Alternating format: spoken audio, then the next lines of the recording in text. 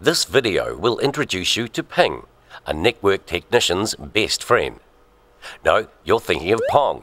This is Ping. Networking can be thought of as the plumbing of the internet, and Ping is a way to test a connection between two devices. Pinging your router checks if you can connect to it. Pinging a URL checks if you can connect to it. I'll open Command Prompt. The small black window here. I'll type ping www.trademe.co.nz. Like a submarine sending out sonar pings and listening for the echo, Ping sends a message to another computer or router asking if it can talk to us.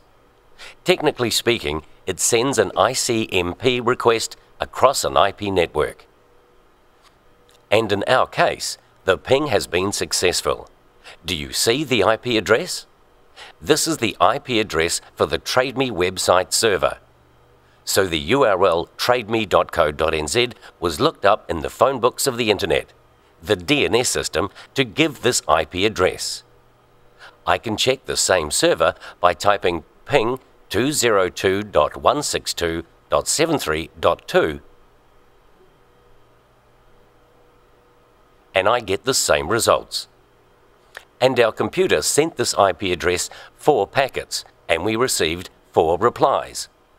If this far right number is 100%, then there were no replies and we can't connect to TradeMe.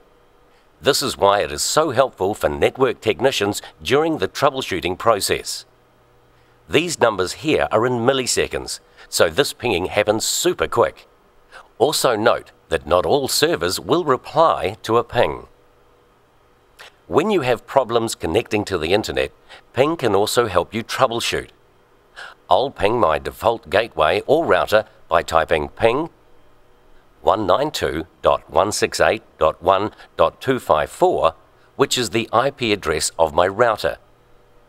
You can use ipconfig/all to find this if you do not know your default gateway or router address. This shows 4 messages sent and 4 messages received. If you don't receive 4 messages as I did, you know the problem is between your computer and router.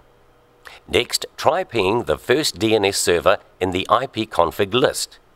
If this works, then you should be able to ping external sites.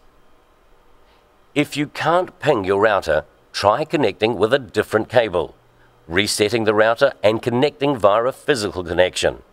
If none of these work, call your IT professional. If you can't ping your DNS, reset your router and try again. If this still doesn't work, call your internet service provider. If you can ping DNS but not websites, check your computer for viruses. Empty the caches on your internet browser and restart your machine. If none of this works, contact your IT professional.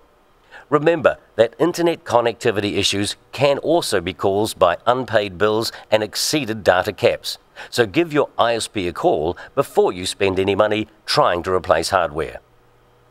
In summary, to connect to the internet, you'll need an IP address, a gateway address, a DNS server address, and a functional internet connection. The ipconfig/all command can show you useful settings for your network.